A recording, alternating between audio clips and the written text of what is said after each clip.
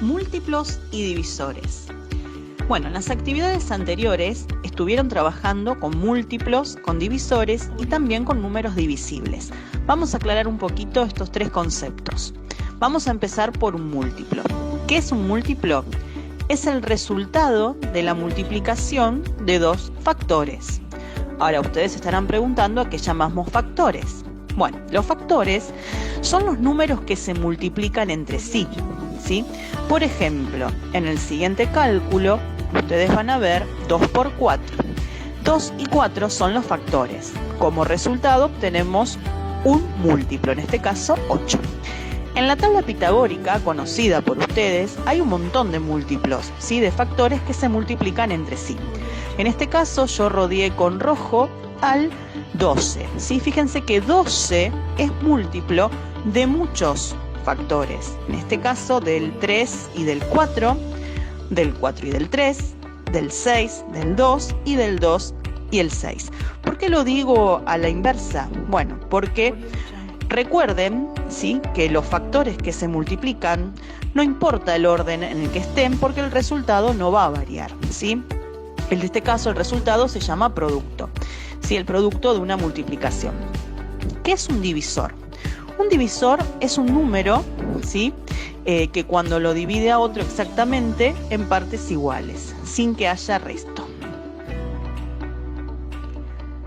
Entonces, si seguimos con el ejemplo del 12, 2, 3, 4 y 6 son divisores de 12. Pero a 12 también lo puede dividir el 1 y el 12 mismo, ¿sí? El 1 es divisor de todos los números. Todos los números pueden dividirse por sí mismos a la vez. Ahora bien, ¿qué quiere decir divisible? Divisible es cuando un número puede ser dividido por otro y el resultado es un valor exacto. Continuando con el ejemplo, podemos ver que 12 es divisible por 2, por 3, 4, 6, 12 y 1 porque lo dividen exactamente en partes iguales. Ahora, ¿cómo saber si un número es divisible por otro? ¿Hay alguna estrategia? Sí. Hay unos criterios, unas pautas, ¿sí?, de divisibilidad que nos permiten saber rápidamente si un número es divisible entre otro. Es decir, nos permiten saber si cuando lo dividimos el resto de la división es 0. Tenemos divisible por 2 si su última cifra es par o termina en 0. Tenemos que un número va a ser divisible por 3 si al sumar sus 3 cifras, ¿sí?, o 4, las cifras del número que tenga, me da un múltiplo de 3. En este ejemplo, si yo sumo las cifras me da 12 y 12 es múltiplo de 3. ¿Cuándo va a ser divisible por 4? Bueno, miren ahí el ejemplo. Cuando las dos últimas cifras, en este caso me da es 16, es múltiplo de 4, o si sus dos últimas cifras terminan en 0. Por 5 es re fácil, si terminan en 0 o en 5. Esa no se la van a olvidar. Divisible por 6, si a su vez se puede dividir por 2 y por 3.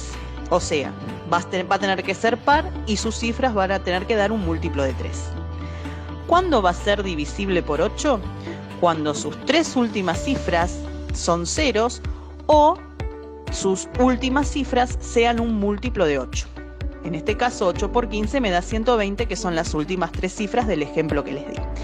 Por 9, bueno, por 9 si la suma de sus cifras da un múltiplo de 9. O si sumamos todas las cifras y nos da justo 9. Ahí ven en el ejemplo los dos que les puse. Y por 10, ¿sí?, si terminan en 0. Ese también va a ser fácil y no se lo van a olvidar. Ahora, para ir terminando, les voy a dejar otro dato que seguro capaz lo saben. Existen números primos y números compuestos. ¿Cuál es la diferencia entre cada uno? Bueno, les cuento. Los números primos, ¿sí?, son aquellos que solo se pueden dividir por sí mismos y por uno. O sea que tienen dos divisores, nada más. En cambio, los números compuestos tienen más de 2 divisores. Y para cerrar, les dejo con esta pregunta, ¿sí?